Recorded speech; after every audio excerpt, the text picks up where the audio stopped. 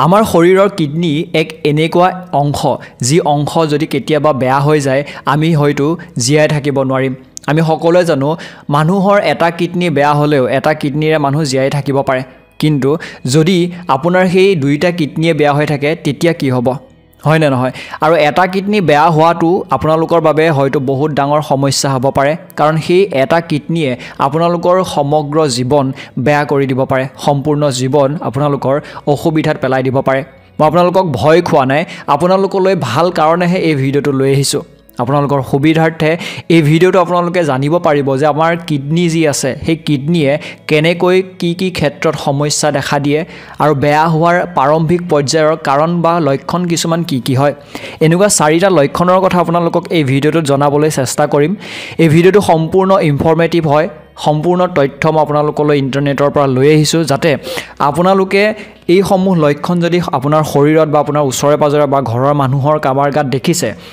অতি সোনকালে সেই বিষয়টোক লৈ সজাগ হোৱাটো আৰু সেই বিষয়টোক লৈ ডক্টৰৰ সৈতে কথা পতাটো খুবেই বেছি আপোনালোকৰ বাবে প্ৰয়োজনীয় গতিকে আমি সাৱধান হৈ থাকিলেহে বা আমি দেহাটো ভাল কৰি ৰাখিলেহে সকলোবোৰ ভাল কৰিব পাৰিম গতিকে ভিডিঅ'টো খুবেই বেছি ইনফৰমেটিভ খুবেই বেছি জানিবলগীয়া কথা মই আপোনালোকক চেষ্টা কৰিছোঁ জনাবলৈ গতিকে ভিডিঅ'টো শেষলৈকে চাই থাকিব আৰু এটা লাইক কৰি দিবলৈ নাপাহৰিব লগতে চেনেলটো যদি আপোনালোকে ছাবস্ক্ৰাইব কৰা নাই ছাবস্ক্ৰাইব কৰি ল'বলৈ নাপাহৰিব প্ৰথমবিধ লক্ষণ হৈছে গেৰুৱাৰ বিষ হোৱা এটা আপোনালোকৰ মনত প্ৰশ্ন হ'ব গেৰুৱা বিষৰ লগত আমাৰ কিডনী বেয়া হোৱাৰ লক্ষণ বা সম্পৰ্ক কি থাকিব পাৰে আমাৰ কিডনীয়ে আমাৰ শৰীৰৰ পৰা যিবোৰ বেয়া পদাৰ্থ আছে যেনেকৈ ক্ৰিটেনিয়া ইউৰিন ইউৰিক এচিড এনেকুৱা ধৰণৰ বেয়া পদাৰ্থসমূহ আমাৰ শৰীৰৰ পৰা বাহিৰ কৰি পঠায়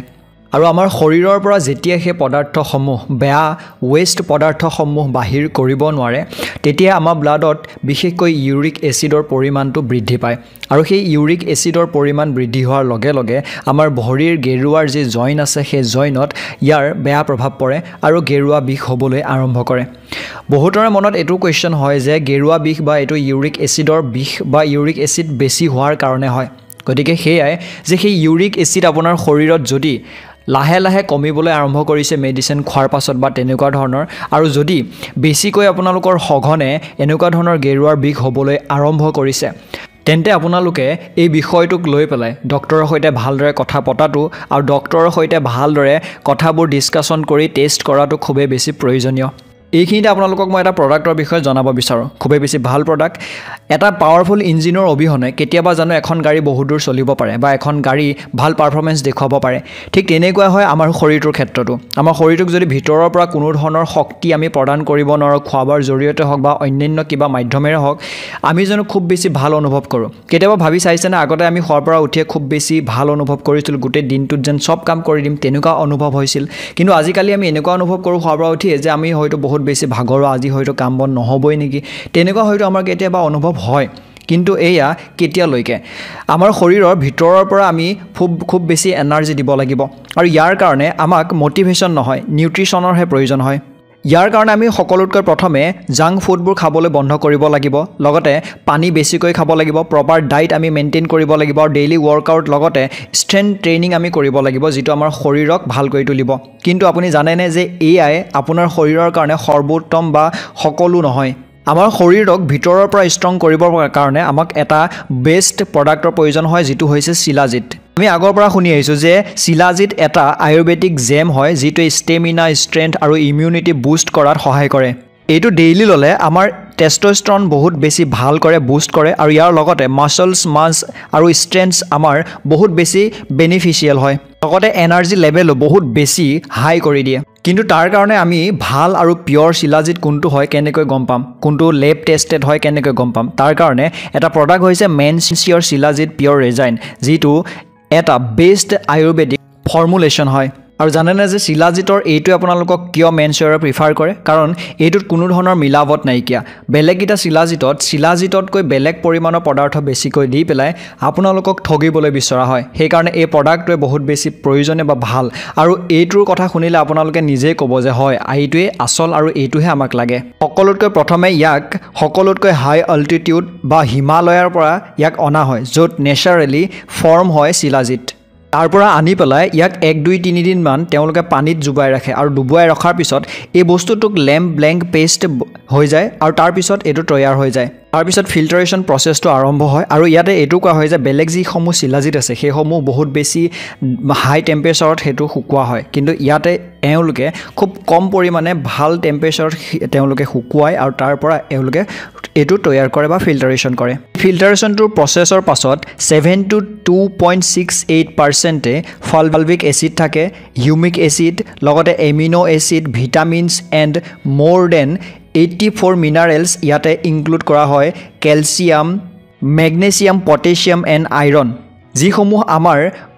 শৰীৰৰ বহুতো ধৰণৰ ফাংচনৰ কাৰণে প্ৰয়োজনীয় হয় আৰু আপোনাক বহুতে বেছি পাৱাৰফুল আৰু ষ্ট্ৰং বনায় এইটো এডিটিভছ ফ্ৰী হয় আৰু ISO লগতে GMP চাৰ্টিফিকেট হয় লগতে লেব টেষ্টৰ চাৰ্টিফিকেটো আপোনালোকে পাই যাব মেনচিয়ৰ এই প্ৰডাক্টটোৱে আপোনালোকৰ শৰীৰত টেষ্টষ্টৰন বৃদ্ধি কৰিব লগতে আপোনালোকৰ ষ্টেমিনা ষ্ট্ৰেংথ এনাৰ্জি লেভেল সকলোবোৰ চেঞ্জ কৰাত আপোনালোকক বহুত বেছি সহায় কৰিব আপোনালোকৰ শৰীৰৰ বহুত কেইটা বস্তুৰ কাৰণে এইটো খুবেই বেছি বেনিফিচিয়েল হয় গতিকে আপোনালোকে ডেছক্ৰিপশ্যনত গৈ এই প্ৰডাক্টটো ক্ৰয় কৰিব পাৰে আশা কৰিছোঁ আপোনালোকৰ শৰীৰৰ কাৰণে খুবেই বেছি ভাল যিসকলে পুলিচ বা আৰ্মি এনেকুৱা ধৰণৰ ডিফেন্সৰ কাৰণে দৌৰি আছে তেওঁলোকৰ কাৰণে কিন্তু এই প্ৰডাক্টটো বহুত বেছি উপকাৰী হয় যিটো আমি সকলোৱে জানো শিলাজিতৰ কথা শুনি আছোঁ গতিকে যাওক ডেছক্ৰিপশ্যন চেক কৰক এতিয়া আমি ভিডিঅ'টোৰ অন্য কেইটা অংশলৈ আগবাঢ়োঁ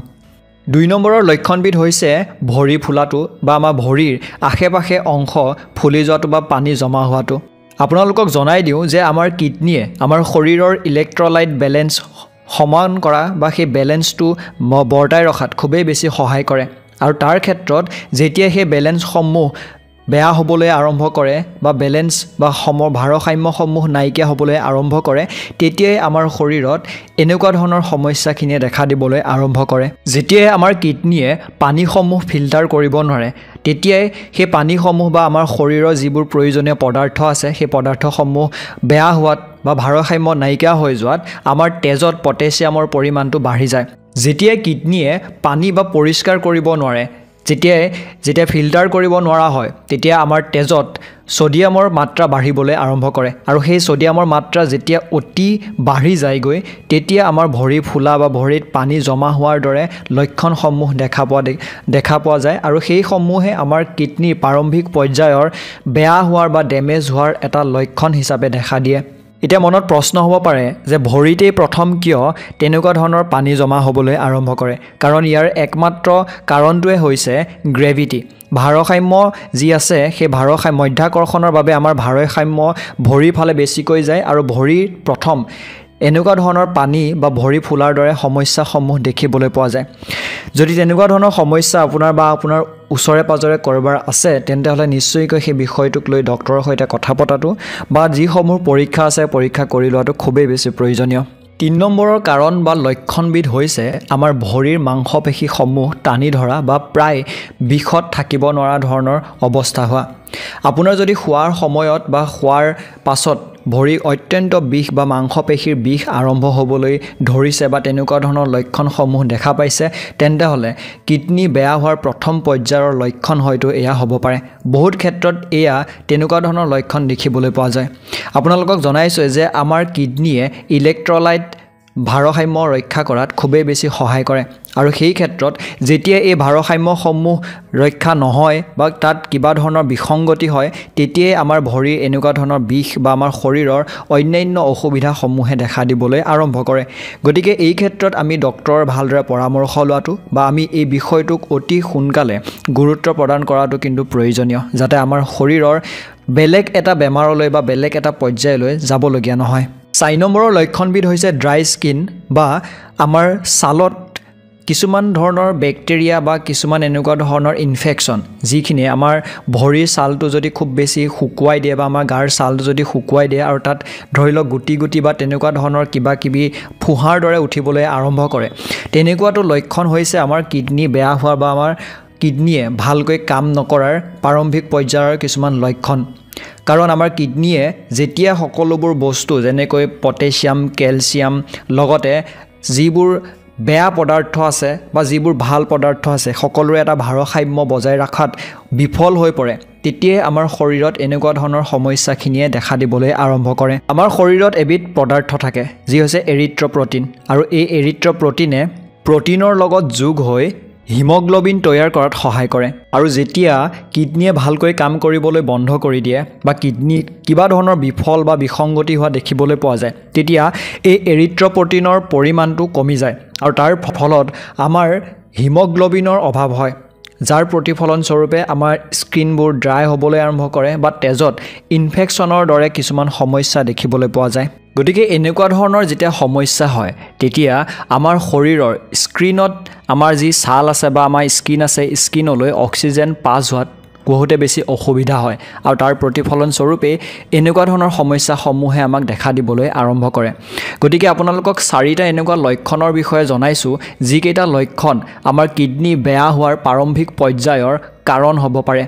এনেকুৱা নহয় যে এইসমূহ কাৰণ কেৱল মাত্ৰ কিডনি বেয়া হ'লেই হ'ব পাৰে কিন্তু যদি তেনেকুৱা ধৰণৰ কিবা সমস্যা আপোনালোকৰ শৰীৰত সঘনাই দেখা দিবলৈ আৰম্ভ কৰিছে তেন্তে হলে আমি বা আপুনি সেই বস্তুটোক লৈ পেলাই গুৰুত্ব দিয়াটো খুবেই বেছি প্ৰয়োজনীয় কাৰণ আমাৰ শৰীৰটো যদি ভাল হৈ থাকে তেতিয়াহে আমি সকলোবোৰ কাম ভালদৰে আগবঢ়াই নিব পাৰিম আশা কৰিছোঁ এই ভিডিঅ'টো আপোনালোকৰ বাবে খুবেই বেছি উপকাৰী হ'ল আৰু সেই কাৰণে মই আপোনালোকলৈ এনেকুৱা ধৰণৰ ভিডিঅ' মাহটোত এটা বা দুটা হ'লেও আনোৱে কাৰণ আপোনালোকৰ শৰীৰক লৈ পেলাই আপোনালোক যাতে সজাগ হৈ থাকিব পাৰে এই ভিডিঅ'টোৰ মাধ্যমেৰে আপোনালোকলৈ ভালদৰে ইনফৰমেশ্যন দিয়াটোৱে মোৰ দায়িত্ব আছিলে মই আপোনালোকলৈ প্ৰদান কৰিলোঁ যদি ভাল পাইছে এটা লাইক কৰি দিব আৰু যদি আপোনালোকে লগৰীয়াসকলৰ সৈতে বা আপোনাৰ ঘৰৰ ফেমিলি মেম্বাৰৰ সৈতে শ্বেয়াৰ কৰিব বিচাৰে ভিডিঅ'টো শ্বেয়াৰ কৰি দিব যাতে তেওঁলোকেও এই বিষয়টোক লৈ পেলাই সজাগ হ'ব পাৰে আৰু ডেছক্ৰিপশ্যনত যোনটো প্ৰডাক্টৰ বিষয়ে মই আপোনালোকক ক'লোঁ মেনচিয়ৰ সেই প্ৰডাক্টটো আপোনালোকে নিশ্চয়কৈ ক্ৰয় কৰিব পাৰে যাতে আপোনালোকৰ শৰীৰৰ ক্ষেত্ৰত যথেষ্ট বেছি উন্নতি বা ভাল প্ৰতিফলন দেখিবলৈ সক্ষম হয় এটি নতুন ভিডিঅ'ৰ সৈতে লগ হ'ম ধন্যবাদ